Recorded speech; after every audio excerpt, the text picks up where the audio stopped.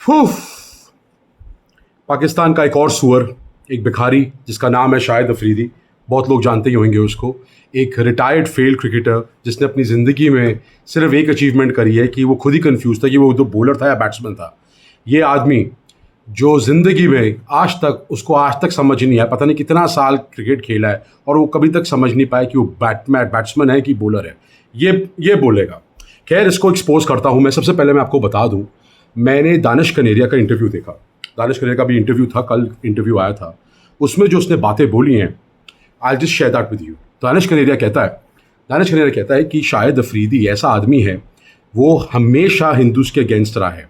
उसको हमेशा शौक था कि भैया मैं दानिश कनेरिया किसी तरह मुस्लिम रिलीजन अडाप्ट करने के लिए बोलूँ। उसने यूसुफ योहाना के साथ भी यही हुआ था। यूसुफ योहाना, मुझे नहीं पता अफरीदी ने यूसुफ योहाना के साथ किया था कि किसने किया था, पर यूसुफ योहाना भी ही was Christian converted into Muslim. और दानिश कनेरिया को बोला गया था कि भैया तू अपने आप को कन्वर्ट कर ले, नहीं तो तेरे को प्रॉब्लम होगी। खैर, वो कह रहा था मेरी परफॉर्मेंसेज अच्छी थी, जो थी नो डाउट। उसने काफ़ी विकेटें भी ली हुई हैं, 200 प्लस टेस्ट विकेट सेंस की दानिश कनेरिया की। उसके बाद उसको बोला गया कि भैया तू कन्वर्ट कर ले। और ये रिकॉर्डेड इंटरव्यू भी है। शोएब अख्तर ने भी ये बोला है, उसको दानिश कनेरिया की बात को उसने सेकंड किया। शोएब अख्तर ने बोला था कि इसके साथ कोई खाना नहीं खाता था दानिश कनेरिया के साथ, because he was a Hindu. ये हाल है हिंदूज़ का। वहाँ पे इतनी नफरत है इनको यहाँ हिंदूज से। मैं आपको ज़रा एक्सपोज कर रहा हूँ इनकी हरकतें, और आगे बताऊँगा कि अफरीदी का क्यों एजेंडा है हमारे अगेंस्ट। उसके बाद दानिश कनेरिया कहता है कि जब मैं मैच फिक्स हुआ, जब कुछ हुआ था उसकी, जो 10 साल बाद जब उसका करियर ख़त्म हुआ था, जो भी हुआ था, he said no Pakistani official helped him, nobody. Mohammad Amir को तो हेल्प कर दी इन्होंने, सलमान भट्ट, मोहम्मद आसिफ वगैरह सब वापस तो आ गए, इनको पोजीशंस भी मिल गई। सलमान भट्ट तो अब उसको कोई कमेंट्री भी कराई थी, ये भी कराया था, और आमिर तो क्रिकेट खेल गया। पर दानिश कनेरिया को बोला गया कि भैया इसका कोई केस नहीं सॉर्ट करेगा बिकॉज ये हिंदू है। नंबर 1। नंबर 2, ये जो जितना सुअर जो बोलता जा रहा है ना इतना कि इंडियन आर्मी तो निकम्मी है, 8 लाख फौज थे, कुछ कर नहीं पाए इन्होंने, तो अपने लोगों खुद मारते हैं ये लोग, ये निकम्मा जो बोल रहा है। इस निकम्मे की ज़रा मैं सच्चाई तो मार को एक्सपोज करूँ। ये निकम्मा जो है, इसके भाई को, इसके चाचा के लड़के को, उसका नाम है साकिब था, नाम था क्या था, बीएसएफ ने उसको ठोक दिया था।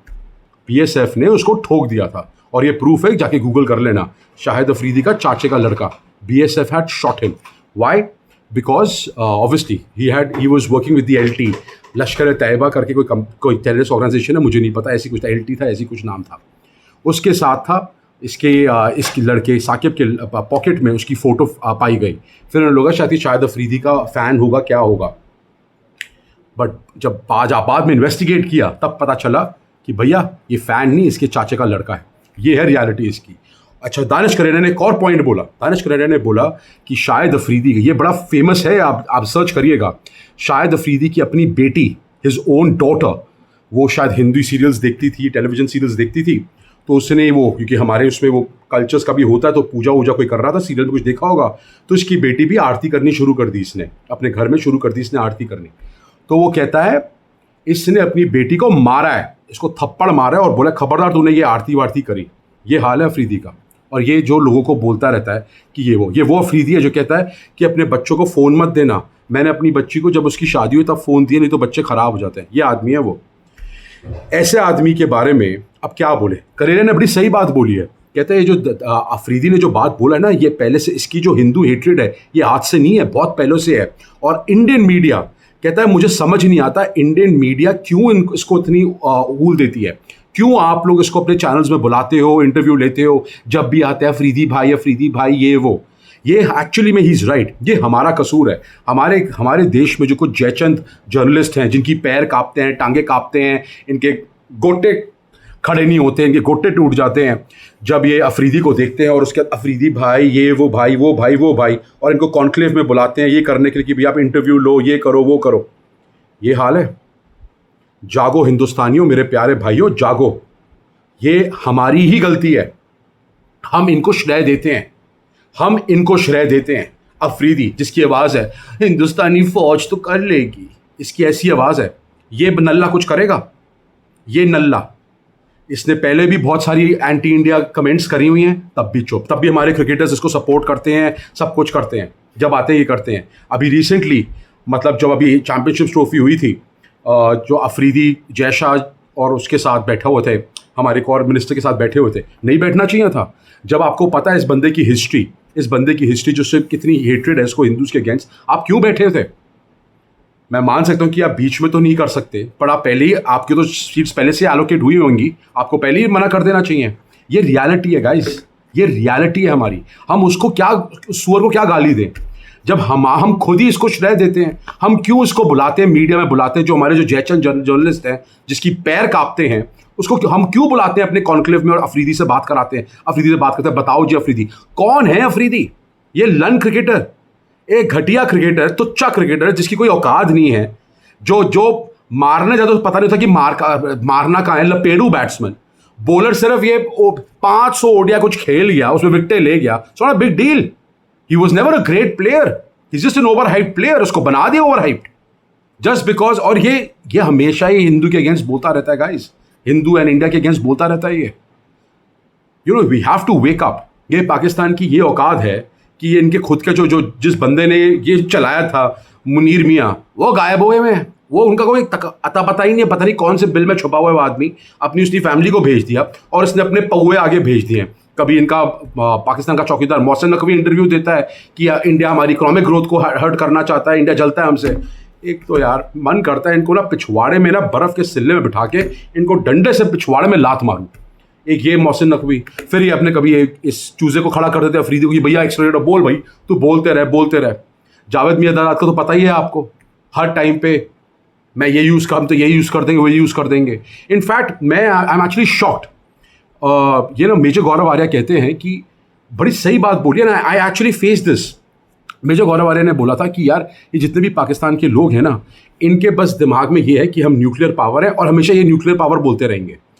रमीज राजा कुछ साल पहले कमेंट्री में जब इंडिया पाकिस्तान का मैच था तो उसने बोला था कि it's a war between two nuclear powers, it's a match between two nuclear powers. ये नहीं कि it's a match between two neighbouring countries और टू आर्क राइवल्स, नहीं, two nuclear powers. And I resonate with this thought जो major Gaurav Arya ने बोला। Y? Because कल मेरी वीडियो थी जिसमें मेरा हेडिंग था कि भाग भिखारी भाग। आप लोगों ने अगर चेक नहीं देखी तो प्लीज़ देखिएगा।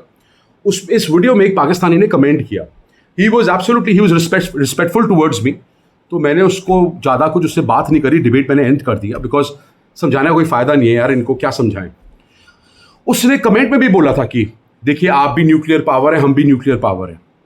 आप लोगों ने कभी भी हम में से किसी ने भी कंपेयर करो, हमने आज तक कभी बोला ही है? हमें पता, हम तो तुम्हें मार ही देंगे यार, तुम तो चीटी हो हमारे सामने, इतनी बड़ी औकात नहीं है। And this is an unfortunate thing कि हमारी गवर्नमेंट पता नहीं इनको कितना श्रेय देती रहती है, कितना इनको बेनिफिट ऑफ डाउट देती रहती है, और क्यों इनको कुछ करती नहीं है। यू नो, हमें सब पता है ये लोग सारे ऐसे ही हैं। ये तो अफरीदी पिल्ला है, इसकी क्या औकात है? घंटे भर की औकात नहीं इस अफरीदी की। ये क्या उखाड़ लेगा हमारा? कुछ नहीं उखाड़ सकता। बकचोदी करने में तो ये हैं ही, बकचोदी करते रहो, आप तो ये कर देंगे, यू नो ये कर देंगे। जिसकी आवाज़ ऐसी है वो कैसे, can you take him seriously? नल्ले मेरी बात सुन, जो तू कहता रहता है ना कि इंडिया ने 8 लाख फौज है, उन्होंने खुद ही मरवाए हैं। बेटा थोड़ा ना अपनी ज़रा कंट्री में जाके हाल देख, हम तुम्हारी तरह नहीं है। तुम हर जगह से तो पिले हुए हो, तुम्हारे कोई तो पसंद करता नहीं, और तुम बात करोगे। और बेटा सुन, जो ये होता है ना, जब ये ऐसी सिचुएशन आती है, आप सिक्योरिटी लैप्स होता है, सिक्योरिटी लैप्स में आप कुछ कर नहीं सकते, बिकॉज माउंटेन, ये मैंने एक मेजर की इंटरव्यू में सुना था, माउंटेन ईट्स मैन। आप 5 लाख लोग भी खड़े करा दो, पर माउंटेन में ऐसे एरियाज़ में कहाँ से आप छुप के आते हो, क्या करते हो, आपको नहीं दिखाई देता। ना अमेरिका कुछ कर सकता है, ना चाइना कुछ कर सकता है माउंटेनस एरिया में। हमारे यहाँ से लैप्सेस हुए हैं, पर ये लैप्सेस बिना लोकल सपोर्ट के तो हुए ही नहीं होंगे। और तुम लोग तो हो ही ऐसी, तुम लोग तो करते ही रहते हो। कोई आ जाए घर में मार दे, क्या कर लोगे? अगर आज आपके घर के बाहर कोई मार दे आपको, आप क्या कर लोगे? क्या उसमें गवर्नमेंट क्या कर लेगी? कुछ नहीं कर सकती। इनका आपको फसाया करना ही पड़ेगा। ये जो चूहे जो निकल के बिल से निकल के आते हैं ना, इनकी औकात इनको दिखानी पड़ेगी, नहीं तो ये भौंकते रहेंगे कुत्ते की तरह, और फिर हम कुछ चुपचाप बैठे रहेंगे। मैं बस इतनी रिक्वेस्ट करूँगा अपने फेलो इंडियन से, भाई लोगों प्लीज़ जाग जाओ। ये जितने भी भिखारी लोग हैं, आप जो उस पाउडर वाली चुड़ैल को भी देखते हो, सवेरा को, उसको बंद करो।